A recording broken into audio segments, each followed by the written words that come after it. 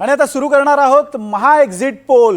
कोण होणार नगराध्यक्ष? विधानसभा निवडणुकीनंतर बरोबर एका वर्षानं राज्यात सर्वात मोठी निवडणूक आज पार पडलेली आहे। गेल्या दीड महिन्यांपासून राज्यात 287 नगरपंचायती आणि नगर परिषदा निवडणुकांनी मैदान गाजलं होतं। अनेक दिग्गज नेत्यांची प्रतिष्ठा या निवडणुकीत पणाला लागली होती आणि उद्या या 287 नगरपंचायत आणि नगर परिषद निवडणुकींची मतमोजणी पार पडणार आहे। आणि त्यापूर्वी आता एक्झिट पोल समोर आलेले आहेत आणि राज्यातील 5 विभागांचा एक्झिट पोल समोर आलेला आहे। या 5 विभागांच्या एक्झिट पोलनुसार भाजपच आघाडीवर असल्याचं समजते। 5 विभागांच्या या एक्झिट पोलनुसार भाजपनं नगराध्यक्ष निवडीमध्ये आघाडी घेतलेली आहे।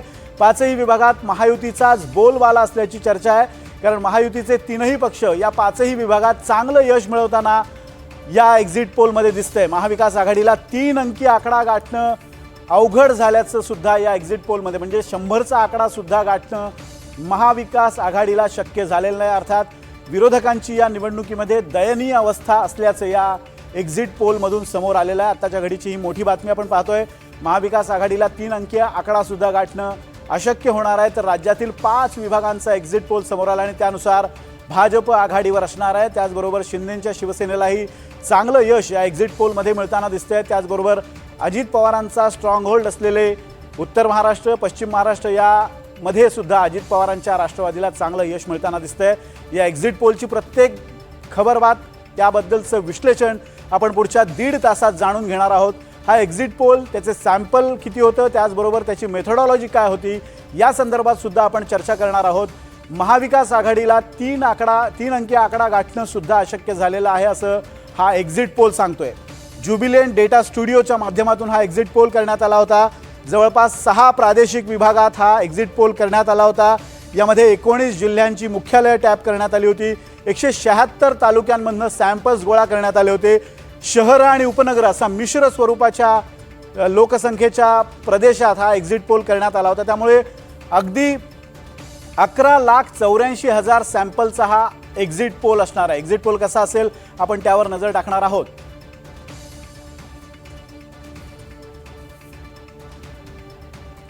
दरम्यान मराठवाडा पहिला प्रादेशिक विभाग आहे। मराठवाड्यामध्ये काय स्थिती असणार आहे एक्झिट पोलनुसार आपण पाहूयात।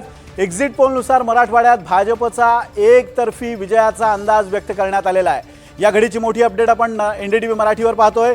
52 पैकी 22 जागांवर भाजपचे नगराध्यक्ष निवडून येतील असं आमचा एक्झिट पोल सांगतोय।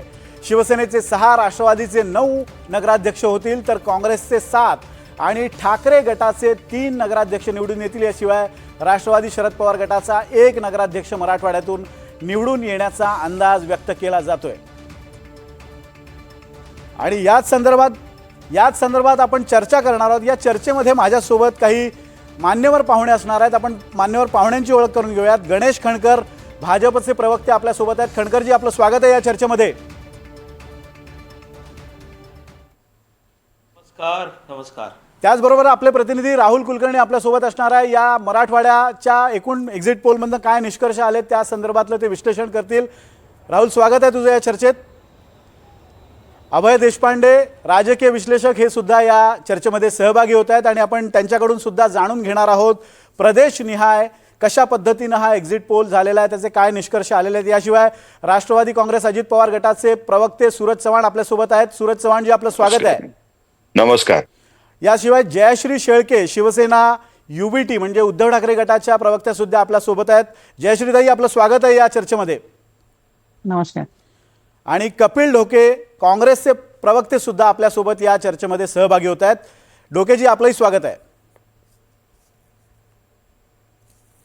अगदी आपण सुरुवातीला जाऊयात। मराठवाड्याचा जो एक्झिट पोल आहे, मराठवाड्याच्या एक्झिट पोलनुसार 52 पैकी 22 जागांवर भाजपचा विजय होताना दिसतोय। भाजपचे नगराध्यक्ष तिथे निवडून येतील असा अंदाज या एक्झिट पोलमधनं वर्तवण्यात आलेला आहे। मी सुरुवातीला एक्झिट पोलबद्दल सांगतो। एक्झिट पोल हा ज्युबिलियंट डेटा स्टुडिओनं केलेला आहे। जवळपास 6 प्रादेशिक विभागात हा एक्झिट पोल करण्यात आलेला आहे। 29 जिल्ह्यांच्या मुख्यालयामधनं हा एक्झिट पोल करण्यात आला आहे। 176 तालुक्यांमध्ये या संस्थेचे प्रतिनिधी फिरले आणि त्यांनी हे सॅम्पल्स गोळा केलेत। सॅम्पल साईज किती आहे तर 11,84,959 इतका विस्तृत सॅम्पल साईज आहे। त्यामुळे अगदी सर्व समाज घटकांपर्यंत हा एक्झिट पोल पोहोचलेला आहे। आपण सुरुवातीला जाऊयात भाजपचे प्रवक्ते गणेश खणकर। खणकरजी, तुमच्यासाठी सुरुवातीलाच अगदी चांगली बातमी दिसते आहे। नक्कीच. मला असं वाटतं ज्या वेळेला महाराष्ट्रामध्ये या निवडणुकांची घोषणा झाली आणि तुम्ही पाहिलं असेल की आमची जी प्रतिक्रिया आमच्या नेत्यांची होती किंवा कार्यकर्ते ज्या पद्धतीनं जोमानं तयारीला लागले होते आणि विरोधक म्हणजे जे विरोधक साधारणतः गेल्या वर्षभर 6 महिने ज्यांची ही ओरड सुरू होती की हे सरकार निवडणुकांना घाबरतं आहे, जनमत या सरकारच्या विरोधात आहे, विधानसभेला जो विजय मिळाला तो वोट चोरीने मिळवला, त्यांनी दुसऱ्या प्रकारची चर्चा करायला सुरुवात केली. आणि आम्हाला याचा विश्वास होता. आम्ही ज्या पद्धतीनं काम करतोय, नवीन सरकार आल्यानंतर महाराष्ट्रामध्ये ज्या सकारात्मक पद्धतीने आता विकासाच्या दिशेने आता वाटचाल सुरू आहे, स्वाभाविक आहे मतदारांमध्ये याचा सकारात्मक परिणाम आम्हाला आज दिसतोय. विरोधकांनी जे जे काही मुद्दे उपस्थित करण्याचा प्रयत्न केला त्याला समर्थपणे आम्ही उत्तरही दिली. पण मला असं जे जाणवलं या निवडणुकीमध्ये की एका अर्थानं महाविकास आघाडीनं ही निवडणूक सोडून दिली होती. ना त्यांचे नेते या प्रचारात फिरले, ना त्यांच्या नेत्यांची उपस्थिती या निवडणुकीत जाणवली. हा, एक गोष्ट जाणवली, काँग्रेसचे महाराष्ट्राचे प्रवक्ते अध्यक्ष आहेत, माफ करा, सपकाळ यांनी काहीतरी 2-3 वादग्रस्त विधानं करण्याचा प्रयत्न केला की जेणेकरून हर्षवर्धन सपकाळ ज्यांचं जेणेकरून की बाई या मीडियाचं तरी निदान माझ्याकडे त्यानिमित्ताने लक्ष जाईल. पण त्याच्यातही त्यांना काही फार यश आलं नाही आणि मतदार आपला निर्णय घेत असतो. आम्हाला मात्र या निकालातून जो संदेश मिळाला आहे तो असा आहे की महाराष्ट्रातली जनता ही आता विकासाच्या दिशेने जाऊ इच्छिते आणि आम्ही जे मुद्दे, आम्ही जे केलेलं काम त्यांच्यासमोर आम्ही जे मांडलंय ते जनतेला पसंत पडलंय आणि यामुळे आमची जबाबदारी अधिक वाढली आहे की अधिक सक्षमतेने, अधिक जबाबदारीने आम्ही यापुढं काम केलं पाहिजे. हे आत्ता आम्हाला जनतेने या निमित्ताने संदेश दिलेला आहे असं मी समजतो. खणकरजी, अजून एक मुद्दा असा आहे की आता आपल्यासोबत जयश्री शेळके आहेत. तुमचा जो आरोप आहे की ही निवडणूक पूर्णतः विरोधी पक्षांनी सोडून दिल्यासारखी वाटली. आपण जयश्रीताईंकडे जाऊया. जयश्रीताई, निवडणूक सोडून दिल्यासारखं चित्र जरूर होतं, कारण एकही सभा उद्धव ठाकरेंनी या पूर्ण प्रचारादरम्यान घेतली नाही. फक्त काँग्रेसचे प्रदेशाध्यक्ष हर्षवर्धन सपकाळ यांनी या पूर्ण निवडणुकांमध्ये सभा घेतल्या. ना उद्धव ठाकरेंनी सभा घेतली, ना शरद पवारांनी सभा घेतल्या. विरोधकांनी ही निवडणूक अचानक का सोडून दिली? नाही, अत्यंत चुकीचं या ठिकाणी नेरेटिव्ह सेट केलं जात आहे. एक लक्षात घ्या, सुरुवातीला एक गोष्ट सांगेल की पहिलं म्हणजे हे जे काही मांडलं जातं या ठिकाणी, मांडणी ज्या पद्धतीने केली जाते ती अतिशय चुकीची आहे. राज्य सरकार निवडणुका कधी राज्य सरकारला घ्याव्या लागल्या ज्यावेळी सर्वोच्च न्यायालयाने निकाल दिला की 31 जानेवारी 2026च्या आत स्थानिक स्वराज्य संस्थांच्या निवडणुका घेतल्या पाहिजे. हे जेव्हा सर्वोच्च न्यायालयाने आदेश दिला त्यावेळी कुठे मग राज्य सरकार आणि राज्य निवडणूक आयोगाने ती सगळी तयारी सुरू केली आणि मग 4 नोव्हेंबरला तो त्या ठिकाणी निवडणुकीचा सगळा कार्यक्रम जाहीर केला.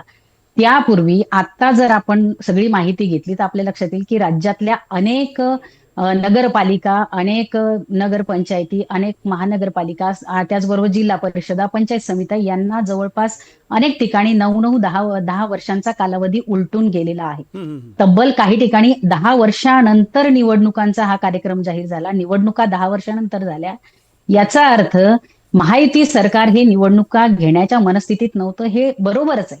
सर्वोच्च न्यायालयाने दणका दिला त्यावेळी निवडणुका घेण्यात आल्या. दुसरा महत्वाचा मुद्दा म्हणजे हे जे काही आपण या ठिकाणी सांगितलं जातं की महाविकास आघाडीने निवडणूक सोडून दिली वगैरे, असं अजिबात झालेलं नाही. सुषमाताई अंधारे यांच्या अनेक सभा झालेल्या आहेत. त्या ठिकाणी खासदार ओमराजे निंबाळकर यांच्याही अनेक सभा झालेल्या आहेत. अनेक लोक जी आहेत, शिवसेनेची असतील किंवा मग काँग्रेसची असतील किंवा शरद पवार पक्षाचे, राष्ट्रवादीचे नेते मंडळी असतील, ही आपापल्या परीने त्या नगरपालिकांमध्ये त्या जिल्ह्यांमध्ये फिरलेत.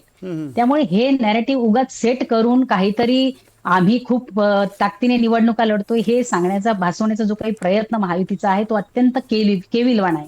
दुसरी महत्वाची गोष्ट, हे सांगत असताना दुसऱ्या बाजूला सत्तेचा गैरवापर करून महायुतीच्या लोकांनी निवडणुका कशा प्रकारे हायजॅक करण्याचा प्रयत्न केला हेही आपण याच नगरपालिकांच्या निवडणुकीमध्ये पाहिलंय आणि आपल्याही प्रसार माध्यमांमधून ते लोकांसमोर आलं, हेही नाकारून चालणार नाही.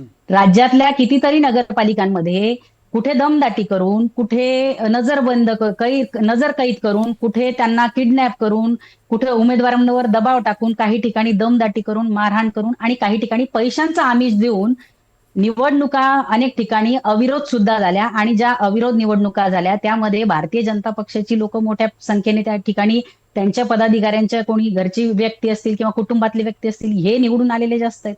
हेही नाकारून चालणार नाही. एकीकडे सत्तेचा, पैसाचा आणि बळाचा प्रचंड गैरवापर करायचा आणि दुसरीकडे असं भासवायचं की आम्ही खूप ताकदीने निवडणुका लढतो, हे चुकीचं आहे.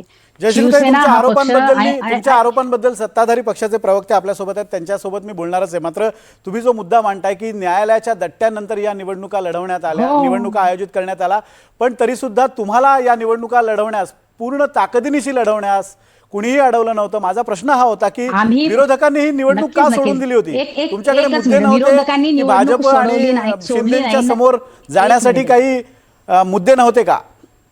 विरोधकांनी निवडणूक सोडली नाही. स्थानिक स्वराज्य संस्थांची ही निवडणूक आहे, स्थानिक पातळीवरची निवडणूक आहे आणि स्थानिक पातळीवरची निवडणूक असल्यामुळे त्या ठिकाणी काही राज्य स्तरावरून वरची नेते मंडळी, वरिष्ठ स्तरावरची नेते मंडळी आलीच पाहिजे असं काही नाहीये. त्या ठिकाणी जी काही स्थानिक नेते मंडळी होती त्यांनी ती निवडणूक त्या ठिकाणी हातात घेऊन ती निवडणूक ताकदीने लढवलेली आहे. प्रत्येक नगरपालिका क्षेत्रामध्ये ज्या ज्या ठिकाणी निवडणुका पार पडल्या त्या ठिकाणी स्थानिकची आमची महाविकास आघाडीची जी काही नेते मंडळी होती किंवा मग शिवसेनेची जी काही नेते मंडळी होती त्यांनी, ठीक आहे, तुमचा असा मुद्दा आहे की स्थानिक स्तरावरच्या नेते मंडळींनी आणि उपनेत्यांनी सुद्धा या निवडणुकांमध्ये चांगल्या सभा घेतल्या, प्रचार केला. तुमचा मुद्दा एक वेळ ग्राह्य धरू. आपण राहुल कुलकर्णी यांच्याकडे जाणार आहोत. मराठवाड्याचा त्यांचा चांगला अभ्यास आहे. राहुल, खरं तर मराठवाडा हा एकेकाळचा शिवसेनेचा बालेकिल्ला मानला जात होता. म्हणजे काँग्रेस आणि शिवसेना यांना बऱ्यापैकी तिथं जनाधार होता. पण आता जे एक्झिट पोल दाखवत आहेत त्याचे आकडे मी पुन्हा एकदा वाचून दाखवतोय. भाजपला मराठवाड्यात 52 पैकी 22 जागा मिळवत भाजप हा सर्वात मोठा पक्ष दिसतोय. त्या खालोखाल राष्ट्रवादी अजित पवार गट 9 जागांवर त्यांचे नगराध्यक्ष निवडून येताना या एक्झिट पोलमध्ये दिसत आहेत. शिवसेना शिंदे गटाचे 6 नगराध्यक्ष या एक्झिट पोलमध्ये निवडून येताना दिसत आहेत, तर काँग्रेसचे 7 नगराध्यक्ष निवडून येताना दिसत आहेत आणि शिवसेना उभाठ 3 नगराध्यक्ष. ज्या काँग्रेस आणि शिवसेनेचा एकेकाळचा हा बालेकिल्ला होता तिथं या दोन्ही पक्षांची अवस्था फारशी चांगली नाही. फारशी चांगली नाही म्हणण्यापेक्षा वाईट आहे. काय कारण वाटतायत? जर आपण विधानसभेच्या निवडणुकीचं विश्लेषण ह्या आकड्यांशी जोडून पाहिलं तर जे विधानसभेचं प्रपोर्शन आहे तेच ह्या स्थानिक स्वराज्य संस्थांच्या निवडणुकीमध्ये पण आहे असं दिसतं आहे. आणि याच्यात 2-3 गोष्टीचा फरक आपण करायला हवा. हे खरं आहे की स्थानिक स्वराज्य संस्थांच्या निवडणुका स्पेशली नगरसेवकांच्या जेव्हा असतात त्या बऱ्याच अंशी स्थानिक पातळीवरती स्थानिक मुद्दे, उमेदवार कोण वगैरे असं बघितलं जातं.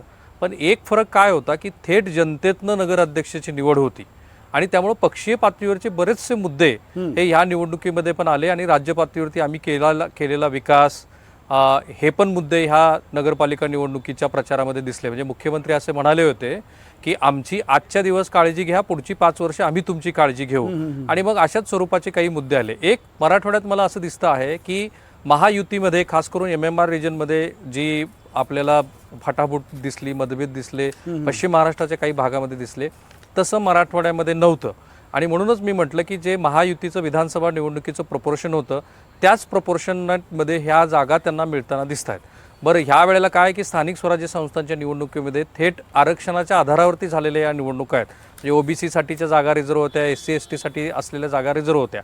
मराठवाड्याची पॉलिटिकल डेमोग्राफी जर आपण बघितली तर असं मानलं जात होतं की महाराष्ट्राच्या विधानसभा निवडणुकीमध्ये पण भाजपला मराठवाड्यामध्ये फारसं यश मिळणार नाही. ती गणिती भाजपनं चुकवली आणि चांगलं दणदणीत यश मिळवलं. मराठवाड्यात आत्ता जे एक्झिट पोलमध्ये आपल्याला आकडे दिसत आहेत त्याच्यातनं असं दिसतं आहे की जो भाग 2014 नंतर भाजपसाठी अनुकूल झालेल्या एका भागापैकी एक भाग बनला आहे तसाच पुन्हा मराठवाडा भाजपचा स्ट्रॉंग होल्ड म्हणून पुढे येताना दिसतो आहे. जर आपण जिल्हा न्याय बघितलं तरी सुद्धा आपल्या लक्षात येईल की छत्रपती संभाजीनगर की जिथे शिवसेनेचा वट आहे ते वगळता उर्वरित भागामध्ये भाजप पुढे आहे. आणि अर्थात त्याचं कारण पण आहे विनोद, अशोक चव्हाणापासून ते भारतीय जनता पार्टीमध्ये अर्थात त्यांचं स्वतःचं पण तिथे संघटन होतंच गोपीनाथ मुंडे यांच्या काळापासून, तर ते संघटन त्यांना हळूहळू कामाला येताना दिसतं आहे आणि त्याच्या जोरावरती भाजप नंबर 1चा पक्ष बनला आहे. खालोखाल आहे ती शिवसेना आणि शिवसेना छत्रपती संभाजीनगर, जालना, परभणी, धाराशिव अशा जिल्ह्यामध्ये पूर्वीपासून स्ट्रॉंग राहिलेली आहे आणि त्या जिल्ह्यामध्येच शिवसेनेला सुद्धा इथं यश मिळताना दिसते.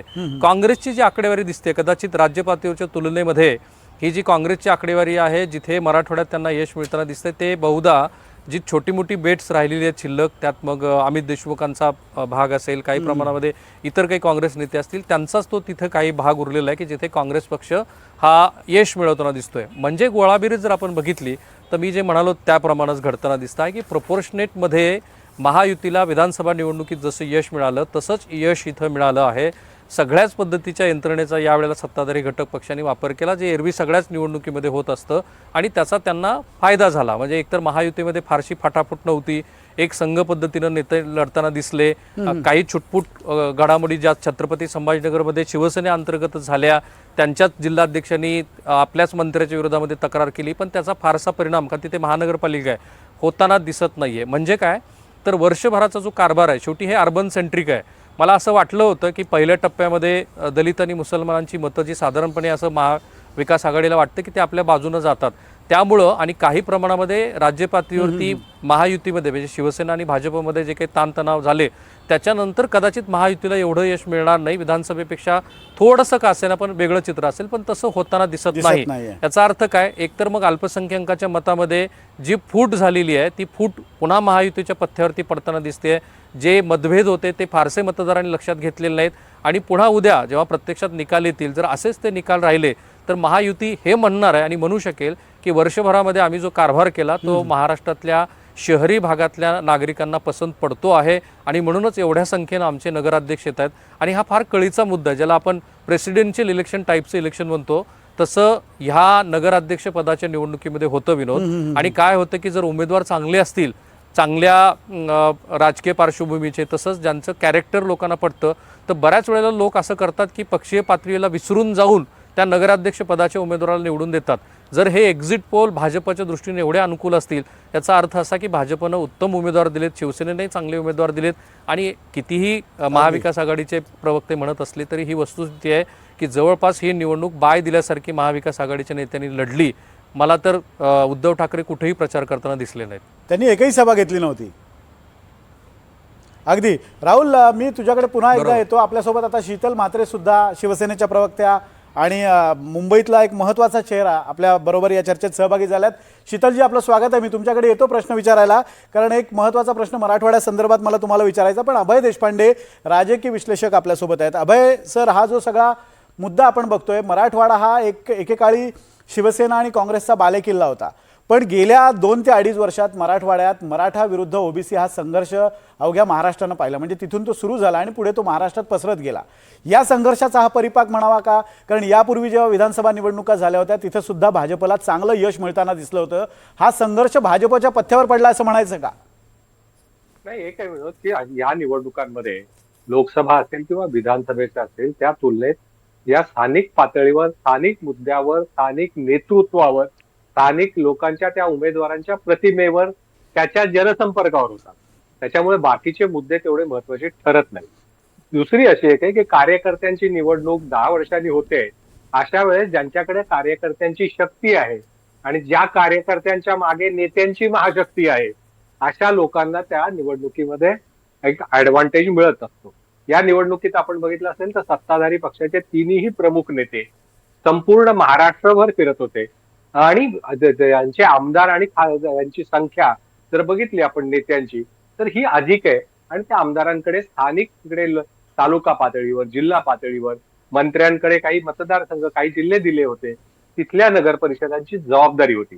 त्यामुळे या निवडणुकीत कार्यकर्ते कुठल्याही बाबतीत कमी पडणार नाहीत, या बाबतीत त्यांनी काळजी घेतली.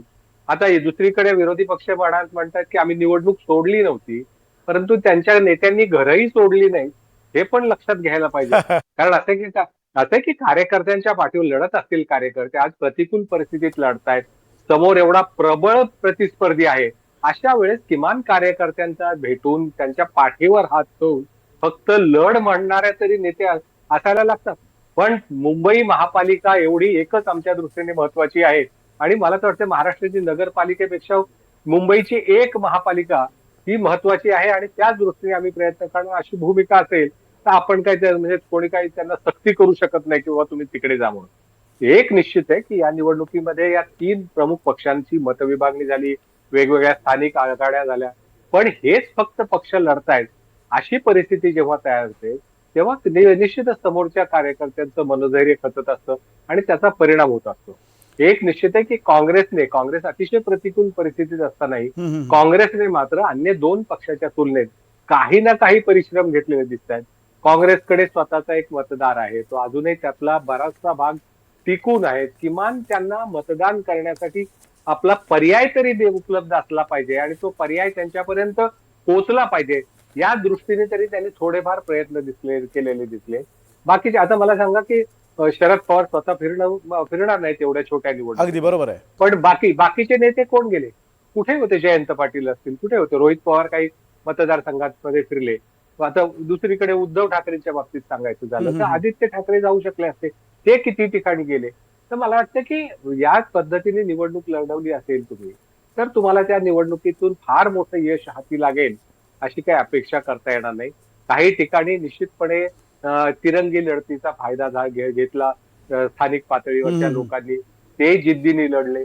अनेक ठिकाणी ते शिवसेनेचे जिथे आमदार खासदारांची संख्या शिवसेनेच्या किंवा महाविकास आघाडीच्या भरपूर आहे, त्या लोकांनी काही ठिकाणी जिथे जबाबदारी घेतली आहे तिथे अटीतटीची निवडणूक झाली आहे. परंतु ती याच्यापेक्षा अधिक चुरशीची होऊ शकली असती जर यांनी या निवडणुकीमध्ये लक्ष घातलं. अगदी पूर्ण जोर लावला असता तर अधिक चुरशीची निवडणूक होऊ शकली असती, कारण विरोधकांच्या वतीनं ही निवडणूक तितक्या स्पोर्टिंगली किंवा तितक्या ताकदीने लढवली गेली असं दिसलं नाही.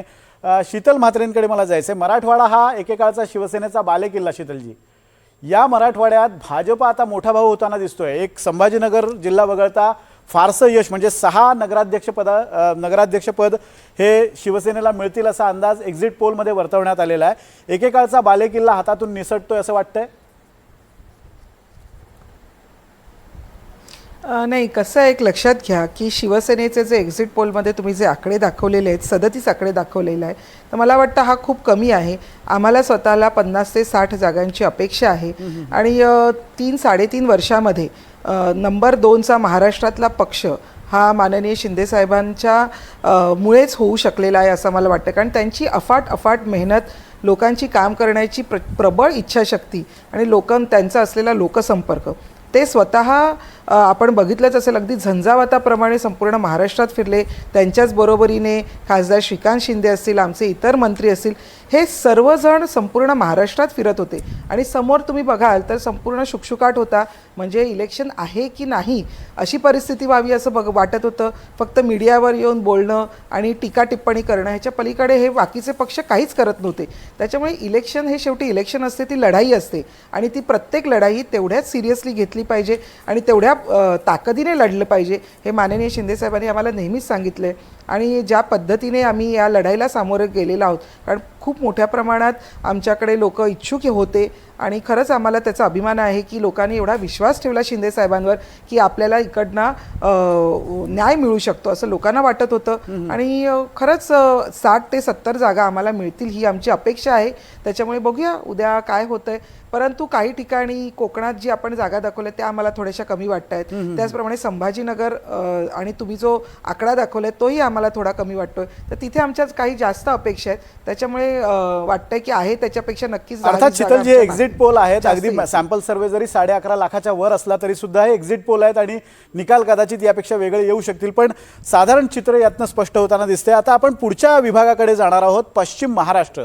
आणि मी सूरज चव्हाण वगैरे यांच्याकडे येणार आहे आणि शेळकेताई तुमच्याकडे पण मला यायचं आहे, तुम्ही हात वर करताय. पण पश्चिम महाराष्ट्रात नेमकी काय स्थिती आपण पाहूयात. एक्झिट पोलनुसार पश्चिम महाराष्ट्रात भाजपला सुद्धा पश्चिम महाराष्ट्रामध्ये भाजपला पसंती मिळताना दिसते. 71 जागी पश्चिम महाराष्ट्रात निवडणुका पार पडल्या, त्यापैकी 27 नगर परिषदांवर भाजपचा झेंडा फडकताना दिसतोय या एक्झिट पोलनुसार. तर 12 नगरपालिकांमध्ये अजित पवार गटाचे नगराध्यक्ष निवडून येतील असा आपला एक्झिट पोल सांगतोय. शिंदे गटाचे 7 नगराध्यक्ष विजयी होण्याची शक्यता आहे. अर्थात पुन्हा एकदा महायुतीला चांगलं यश मिळताना दिसतंय आणि त्यातही भाजपला सर्वाधिक जागा मिळताना दिसत आहेत, 27. काँग्रेस ठाकरे गटाचे प्रत्येकी 1 नगराध्यक्ष येतील असं या एक्झिट पोलनुसार दाखवलं जातं आहे आणि पश्चिम महाराष्ट्रात शरद पवार पक्षाचा 1 नगराध्यक्ष निवडून येईल असा हा एक्झिट पोल सांगतोय. मी सूरज चव्हाण तुमच्याकडे येतो, कारण हा तुमचा सगळा बालेकिल्ला मानला जातो. एकेकाळी अजित पवारांचं अजित पवार शरद पवार म्हणजे तुमचा पक्ष हा 3.5 जिल्ह्याचा पक्ष अशी हेटाळणीची भाषा तुमच्याबद्दल केली जाते, पण पश्चिम महाराष्ट्र हा तुमचा बालेकिल्ला आहे. तिथं मात्र तुम्हाला भाजपच्या तुलनेत यश थोडंसं कमी मिळताना दिसतंय. 12 जागी तुमचे नगराध्यक्ष निवडून येतील असा अंदाज आहे. काय तुम्ही कसं विश्लेषण करताय? एक्झिट पोल हे खरे अंदाज असतात. उद्याच्या निकालाच्या नंतर बरेचसे आकडे आपल्याला बदलताना त्या ठिकाणी दिसतील. खरं तर आता मी आपली डिबेट ऐकत असताना विरोधी पक्षाचं ऐकलं. आत्ताच्या डिबेटमध्ये आणि ग्राउंडवरचं चित्र ज्यावेळेस आम्ही प्रचाराला फिरत होतो, आमची लढाई ही महायुतीमध्येच होती. लढाई म्हणण्यापेक्षा आमची स्पर्धा होती. आमची स्पर्धा कुणाचे जास्त नगरसेवक, कुणाचे जास्त नगराध्यक्ष निवडून येतील यासाठी महायुती म्हणून आम्ही त्या ठिकाणी एकमेकाच्या सोबतीनं लढलो. स्पर्धा किती जास्त कुणाच्या जागा निवडून येतील यासाठी आम्ही केलेली आहे. विरोधक आम्हाला कालही गोंधळलेले दिसले होते, आजही गोंधळलेले दिसत आहेत. आता आपल्या चर्चेमध्ये जयश्रीताईच म्हणाल्या की नेते, खरं तर ही अशा निवडणुका आपल्या कार्यकर्त्याला बळ देण्यासाठी, कार्यकर्त्याला विश्वास देण्यासाठी, त्याच्या पाठीमागं खंबीरपणे उभं राहण्यासाठीच्या ह्या निवडणुका असतात. आणि ह्या निवडणुकीमध्ये नेत्याचं नेतृत्व हे सुद्धा दिसून येत असतं. ही निवडणुका खरं तर विरोधकांनी आधीच सोडून दिलेली होती. निकाल ही आता उद्या त्यांच्यासाठी औपचारिकता असणार आहे. त्याचं कारण काय? विरोधक हे पूर्णपणे मनाने हरलेले आणि डोक्याने गोंधळलेले ह्याच्यासाठी म्हणतोय, ज्या वेळेस निवडणुका होत नव्हत्या त्यावेळेस हेच विरोधक म्हणत होते की हे सरकार घाबरतंय निवडणुका घ्यायला. ज्यावेळेस निवडणुकीची तारीख जाहीर झाली त्यावेळेस हेच विरोधक निवडणूक आयोगाकडे जाऊन पत्र देत होते की निवडणुका आता झाल्या नाही पाहिजेत, मतदार यादीमध्ये जो गोंधळ आहे तो दूर झाला पाहिजे. म्हणजे मतदार यादीमधला गोंधळ काही आजचा नव्हता, तो आधी झाला असता. पण निवडणुका जाहीर झाल्याच्या नंतर काहीतरी कारण शोधून हे निवडणूक आयोगाकडे गेले. तो त्यांचा भाग आहे, त्यांनी काय करावं काय करू नये तो त्यांचा अधिकार आहे, त्याच्यावर मी जास्त बोलणार नाही. परंतु ते जसे गोंधळलेले होते ते मला आपल्याला सांगायचं होतं. त्यामुळं विरोधकांपेक्षा आम्हाला महायुती म्हणून या राज्यामध्ये जास्तीत जास्त जागा, हे मग भारतीय जनता पार्टी असू द्या, राष्ट्रवादी असू द्या, शिवसेना असू द्या, या तिन्ही पक्षाच्या नक्कीच उद्याला या ठिकाणी दिसून येतील. आणि पश्चिम महाराष्ट्रामध्ये आत्ताचा जो आकडा आहे किंवा मराठवाड्यातला जो आत्ताचा आकडा आहे त्या आकड्यामध्ये उद्याच्या निकालानंतर आपल्याला बऱ्याचशा गोष्टी ह्या बदललेल्या दिसतील. बरेचशा ठिकाणचे निकाल हे तुम्हाला वेगळे दिसतील. त्याचं कारण साधारण किती अंदाज आहे तुम्हाला? आता एक्झिट पोल नुसार 12 आकडा दाखवतोय, 12 नगराध्यक्ष निवडून येतील. एकूण 71 जागी या निवडणुका झालेल्या आहेत. 12 तुमचा आकडा एक्झिट पोल मध्ये दाखवतोय. तुम्हाला किती अपेक्षा आहे? आम्ही 30च्या वर जाऊ हा आम्हाला पूर्णपणे विश्वास आहे. आताच्या उद्याच्या निकालाच्या नंतर आपल्याला ते चित्र स्पष्टपणे या ठिकाणी दिसून येईल. कारण आमच्या नेत्यांनी ज्या पद्धतीनं या निवडणुकीमध्ये मेहनत घेतली आहे, ज्या पद्धतीनं कार्यकर्त्याच्या पाठीमागे उभं राहिलेले आहेत, प्रत्येक नेत्यांनी ही माझी निवडणूक आहे अशा पद्धतीचं या पद्धतीनं मैदानात उतरलेले. त्याच्यामुळं आम्हाला पूर्ण विश्वास आहे की उद्याच्या निकालाच्या नंतर हे आकडे आपल्याला बदललेले दिसतील. आणि हे आकडे इथंच नाही तर भविष्य काळामध्ये ज्या ज्या निवडणुका होतील, ज्या ताकदीनं महायुती आपल्या कार्यकर्त्याच्या पदाधिकाऱ्यांच्या पाठीमागे उभी राहते, मला विश्वास आहे की पुढच्या काळामध्ये विरोधकांकडनं निवडणूक लढण्यासाठी लोक सुद्धा सापडणार नाहीत. त्याचं कारण काय मी सांगतो. जसं अभय सर म्हणाले की मुंबई पुरतं मर्यादित विचार, की असं आपल्याला करून जमणार नाही, म्हणजे जमत नसतं. खरं तर निवडणुकीमध्ये आपल्या निवडणुकीपेक्षा आपण आपल्या कार्यकर्त्याच्या पदाधिकाऱ्याच्या निवडणुकीला किती महत्व देतो ते खूप महत्वाचं असतं. त्याचं कारण ज्या वेळेस नेत्याची निवडणूक असते तोच कार्यकर्ता जीवाचं रान करून लढत असतो. त्या कार्यकर्त्याच्या वाईट काळात, चांगल्या काळात नेत्यानं सुद्धा उभं राहिलं पाहिजे. आणि महायुतीच्या सरकारमध्ये तिन्ही पक्षातल्या नेत्यांनी हे कार्यकर्त्याच्या निवडणुकीमध्ये झोकून देऊन त्या ठिकाणी काम केलं, त्यामुळे हा रिझल्ट येतो असं तुमचं म्हणणं आहे. राहुल कुलकर्णींना या मुद्द्यावर, तुमच्या मुद्द्यावर काहीतरी प्रश्न विचारायचा आहे. राहुल.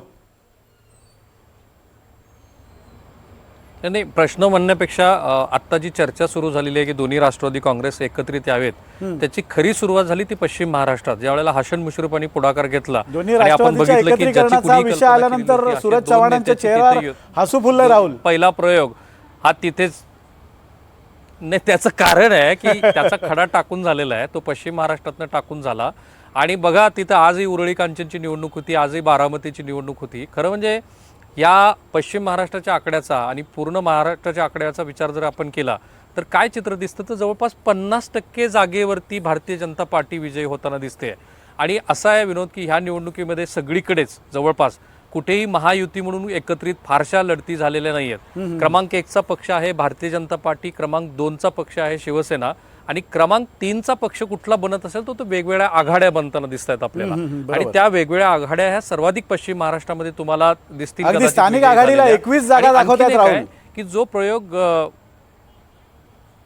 हो आणि तो जो प्रयोग भारतीय जनता पार्टीनं 2014 पासून सुरू केला की घाऊक प्रमाणामध्ये नेते आपल्याकडे घ्यायचे, त्याचे जे दृश्य परिणाम असतात ना ते अशा स्थानिक स्वराज्य संस्थांच्या निवडणुकीमध्ये दिसतात. म्हणजे अनेक असे नगरसेवक पदाचे उमेदवार होते किंवा नगराध्यक्ष पदाचे उमेदवार होते की जे महाविकास आघाडीला शोधावे लागले. किंवा आता मी कोकणामध्ये होतो तर असं चित्र दिसत होतं की ज्या उद्धव ठाकरेंच्या शिवसेनेचा म्हणजे बाळासाहेबांच्या शिवसेनेचा तिथे प्रभाव होता, तिथे त्यांना उमेदवारच मिळाले नाहीत आणि त्यामुळं मग माजी आमदारांना तिथे उमेदवारी द्यावी लागली आणि त्यांच्या माध्यमातून निवडणुका लढाव्या लागल्या. तेच पश्चिम महाराष्ट्रामध्ये झालं आहे. भाजपचा जो हळूहळू स्थानिक पातळीवरती जो विस्तार आहे तो विस्तार किती मोठ्या प्रमाणात आहे ते पश्चिम महाराष्ट्रामध्ये पर्टिक्युलरली आपल्याला दिसतं. बघा कोल्हापूर सारखा भाग की जिथे शाहू फुले आंबेडकरचा विचार आपण म्हणतो तिथे पूर्णपणे भाजपमय झालेला आहे. सांगलीमध्ये तशीच परिस्थिती आहे, पुण्यामध्ये तशीच परिस्थिती आहे, सोलापूरमध्ये तशीच परिस्थिती आहे. आणि खास करून 2029ची गणिती मी आता आपल्याला असं वाटेल की स्थानिक स्वराज्य संस्थाच्या निवडणुकीहून खूप पुढचा विचार करतोय. माझ्या मते त्याची सुरुवात इथूनच होते. बरोबर आहे. प्रत्येक निवडणूक भारतीय जनता पार्टी अत्यंत गांभीर्याने लढते, महायुती पण गांभीर्याने लढते आणि 2029चा जो भाजपचा विचार आहे ना त्याची सुरुवात पण त्यांनी इथूनच केलेली आहे. प्रत्येक निवडणुकीत जेवढ्या गांभीर्याने ते लढतात तशीच ही निवडणूक त्यांनी लढली. जेवढी रसद पोचवायची असते ती तेवढी रसद पोचवली गेली आणि पश्चिम महाराष्ट्रावरती खासच लक्ष होतं भाजपचं. त्याचं रिफ्लेक्शन मला या आकड्यावरीतनं दिसतंय. अगदी तू ज्या पद्धतीने म्हटलास आणि सूरज चव्हाण यांनी जो मुद्दा मांडला की 12 जरी आकडा पश्चिम महाराष्ट्रात दिसत असला तरी त्यांचा अंदाज 30 इतका आहे. कदाचित त्यांचं स्थानिक आघाडी आणि दोन्ही राष्ट्रवादीचा एकत्रित मिळून ते आकडा सांगतायत असा आपण अंदाज काढू शकतो. कपिल मगासपासून कपिल डोके आपल्यासोबत आहेत.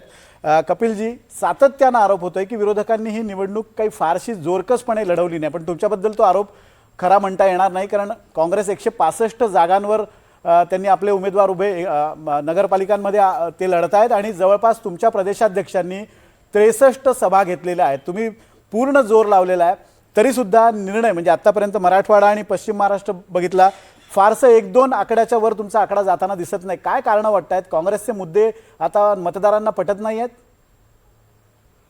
मुळात मी सुरुवातीला या ठिकाणी पुन्हा एकदा स्पष्ट करू इच्छितो की एक्झिट पोलचा कुठलाही निकाल हा काही अंतिम निकाल नसतो. एक्झिट पोल आपण जर पाहिलं असेल तर विधानसभेच्या निवडणुकीच्या वेळी अनेक चॅनलच्या स्टुडिओमध्ये आपण एक्झिट पोलवर उपस्थित होतो आणि त्यावेळी असणारे एक्झिट पोल आणि त्यानंतर जाहीर झालेले एक्झिट निकाल यामध्ये प्रचंड फरक आपल्याला पाहायला मिळाला. त्याच पद्धतीनं आजचे एक्झिट पोलचे आकडे हे काही खरे असतील यावर माझा कुठेही विश्वास नाही. निश्चितच उद्या निकाल काही वेगळा असेल आणि काँग्रेस पक्षाची त्यात चांगली कामगिरी झालेली आपल्याला दिसेल. दुसरी गोष्ट, यांनी जे काही आता सांगितलं की विरोधकांनी निवडणूक सोडून दिली होती का, विरोधक निवडणुकीमध्ये कुठे दिसत नव्हते, त्यातल्या त्यात काँग्रेस पक्षाची बाजू थोडीफार त्यांनी घेतली. पण मला मुळात सांगायचं आहे की कुठल्याच पक्षाने निवडणूक सोडून दिलेली नव्हती. ही स्थानिक पातळीवरची निवडणूक होती आणि स्थानिक पातळीवरची निवडणूक ही आपापल्या कार्यकर्त्यांनी त्यांच्या ताकदीवर लढायची असते. आणि अनेक नेत्यांनी कुठे ताकद दिली नाही असं सुद्धा आपण म्हणू शकत नाही. अनेकांनी ताकद सुद्धा पाहिजे त्या ठिकाणी दिली होती. आता दुसरी अत्यंत महत्वाची गोष्ट, आम्ही ही निवडणूक अत्यंत तत्वानं, संयमानं आणि मुद्द्यांवर आधारित लढलो, आमच्या विचारांवर लढलो. हे तिन्ही पक्ष महाविकास आघाडीतले, आपण जर यांची प्रचाराची रणधुमाळी पाहिली असेल विनोदजी, तर प्रचारामध्ये एकनाथ शिंदे जायचे.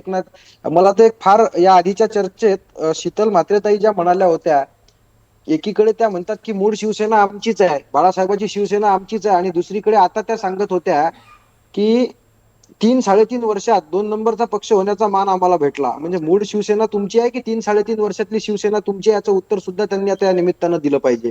दुसरी महत्वाची गोष्ट, प्रचारात जेव्हापासून आमचे मुख्य नेते झाले तेव्हापासून आम्ही सांगतोय.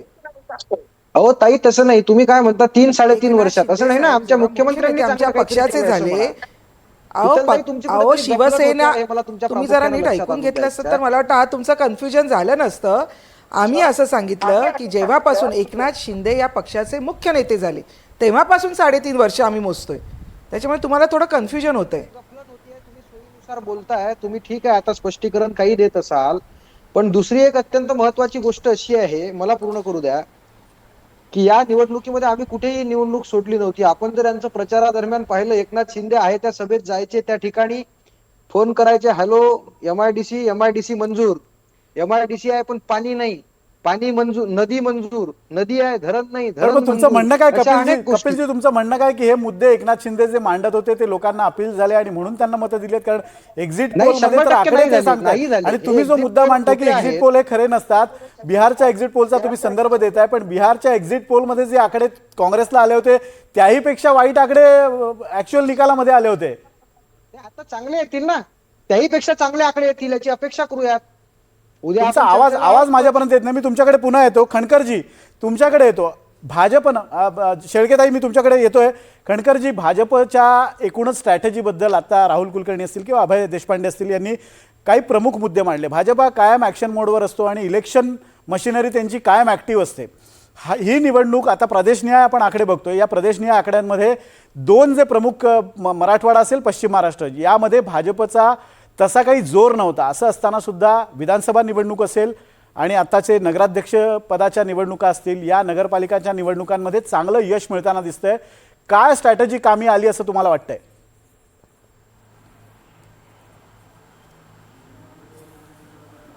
नाही, स्ट्रॅटेजी म्हणजे बघा, स्वाभाविक आहे. न्यायालयाचा निकाल आल्यानंतर मुळात न्यायालयाचा निकाल का थांबला होता, तर ओबीसी या विषयावरतीच तो थांबला होता. काही जण उच्च न्यायालयापर्यंत तिथपर्यंत गेले होते आणि यामध्ये या निवडणुका व्हाव्यात ना व्हाव्यात हा काही राज्य सरकारचा भाग नव्हता, कारण न्यायालयात ती रिट याचिका दाखल झाली होती. न्यायालयानं निकाल दिला, निवडणूक आयोगानं तयारी केली. भारतीय जनता पार्टी म्हणून आम्ही आमच्या पक्षविस्ताराचं काम अविरतपणे करत असतो. निवडणुका असोत नसोत, पक्षाचे कार्यक्रम, सामान्य जनांपर्यंत जाण्याचा जो आमचा एक भाग आहे, कार्यपद्धतीचा भाग आहे, तो आम्ही करत असतो. मी जेव्हा आज तुमच्याशी या ठिकाणी बोलतोय, या भारतीय जनता पार्टीच्या आमच्या मुंबई कार्यालयामध्ये विविध समाजाचे मेळावे सुरू आहेत. आम्ही सकाळी साधारणतः 9 वाजल्यापासून या कार्यालयामध्ये विविध बैठका सुरू आहेत. आमचं काम सुरू आहे. मुंबई महानगरपालिका तोंडावर आलेली आहे. ही निवडणूक संपली रे संपली की आमच्या संघटनेच्या विस्ताराचं काम जे पेंडिंग आहे ते आम्ही परत सुरू करणार आहोत. त्यामुळे निवडणुका येतील जातील, पक्षाचं काम हे अविरत सुरू राहिलं पाहिजे, ते आम्ही करतच असतो.